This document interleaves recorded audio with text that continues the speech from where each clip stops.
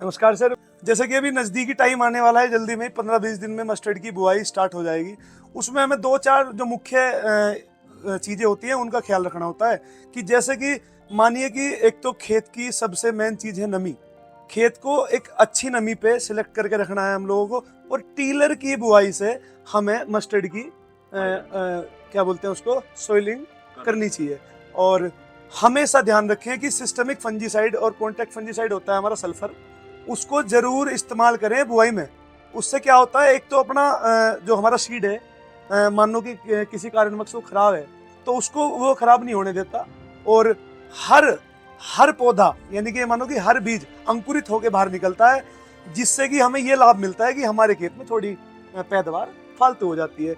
और तीसरी चीज और सबसे मुख्य चीज, मानिए कि बहुत सी बार ऐसा हो जाता है कि हम कभी कभी किसान जो हैं हमारे बताने के बावजूद भी कुछ सीड फालतू डाल देते हैं, उसका हाँ बीज की मात्रा थोड़ी बढ़ जाए, पर नहीं, ऐसा करना नहीं चाहिए।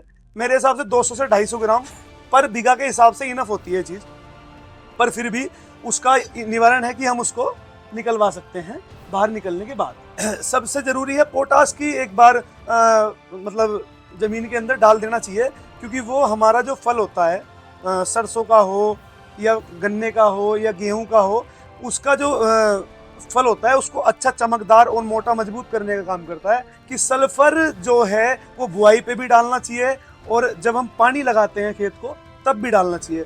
उसका ये फायदा होता है कि उससे एक तो हमारा जो तेल की मात्रा है वो परसेंटेज ऊपर रहती है, दूसरा फंगस की प्रॉब्लम कम आती है। जब गबसण में आता है बीज, उससे जस्ट पहले एक बीमारी आती है वाइट रस्ट की, तो उसके लिए हमें एक उसमें फंजीसाइड की स्प्रे करा देनी होती है। मान लो कि एजेस्टोबिन टेबुकोनाजोल है, इन कोई भी फंजीसाइड हो, अपना एजेस्टोबिन डाइफेनाकोनाजोल करा सकते हैं उसमें स्प्रे जी। तो इसका जो सही समय होता है वो क्या समय होता है स्प्रे का?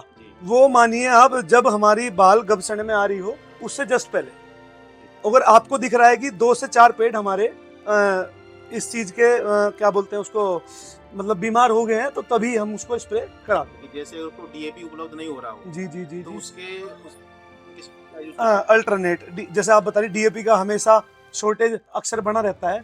अल्टरनेट है, बहुत सारी चीजें हैं उसमें।